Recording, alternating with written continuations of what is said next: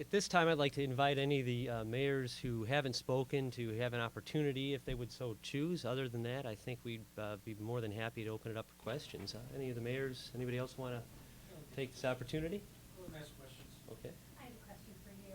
Yes. I am curious why in the last few years 3 bills have passed and they were agreed bills and the Illinois Municipal League was in total compliance with these 3 bills, yet there's issues now.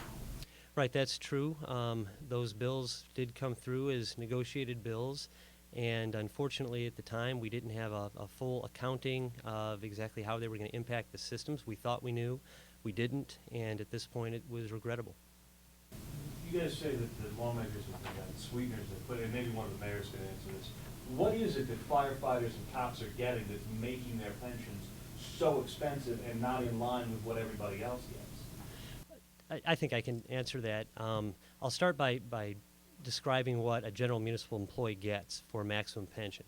Currently under the Illinois Municipal Retirement Fund, you have to work 40 years to max out on your pension, which is 75% of salary after 40 years. And that final salary amount is determined by taking the highest consecutive 4 years out of the previous 10. With police and fire, they had gone down to 35 and now they're at 30 years. So after a 30-year career, a police officer or firefighter can retire at 75% of their salary. There is no smoothing mechanism like a highest 4 years out of the previous 10 years. That salary determination is whatever they were making on the last day of service at 75% of that, and that's what they get. We have a system now where police officers and firefighters can potentially retire as young as 50 years of age with a 30-year service pension. And if they're married and they pass away as a pensioner, their surviving spouse is entitled to 100% of the pension that they were receiving, which is an extraordinary benefit and one that is not very common in defined benefit pension plans. Usually there's some sort of an offset or reduction. So new cops shouldn't get this, new firefighters shouldn't get this?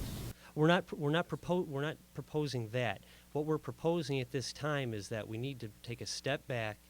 First of all, stop introducing and passing any additional benefits that continue to pile on expenses. Second of all, we need to get a good accounting of exactly what we've created here now that we've reduced these pensions down to 30-year service pensions. Keep in mind that the pensions went down to 30 years as recently as 2000 for firefighters and 2001 for police officers. We have never, in the history of these funds, funded an entire officer or firefighter's career over 30 years from start to finish of their career at this 30-year pension benefit level. So we have very grave concerns as to whether or not the amount of money that's going to be required to sustain it is in fact going to be there, if these are in fact going to be sustainable.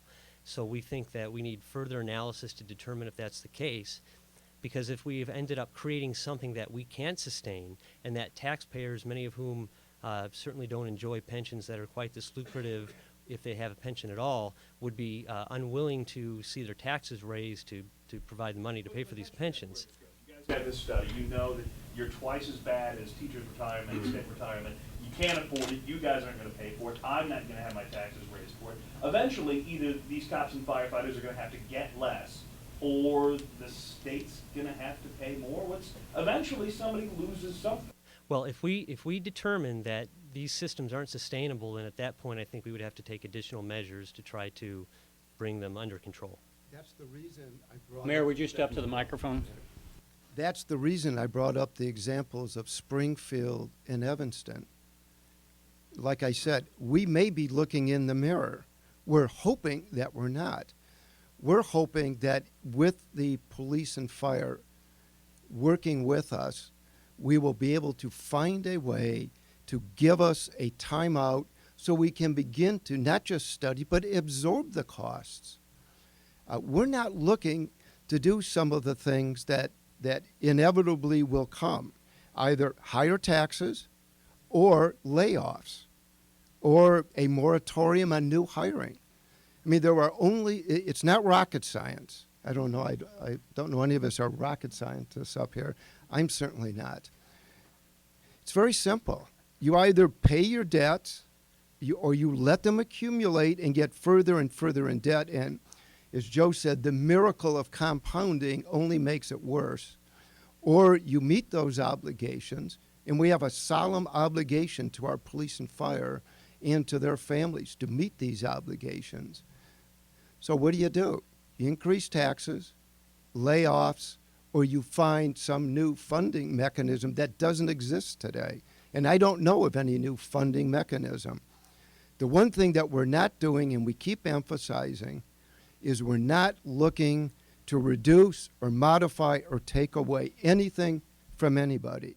It's been enacted, but bear in mind, if you work for 30 years and you get a 75% pension, and you work for 40 and get a 75% pension, that 10-year, that 1 decade gap is a lot of contribution into the system.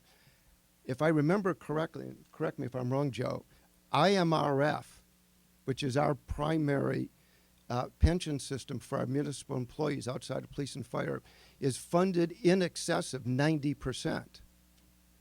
Part of that reason, it's not the whole reason, but part of that reason is 75% at 40. We get the 10 extra years of pension contributions. Maybe we'll get a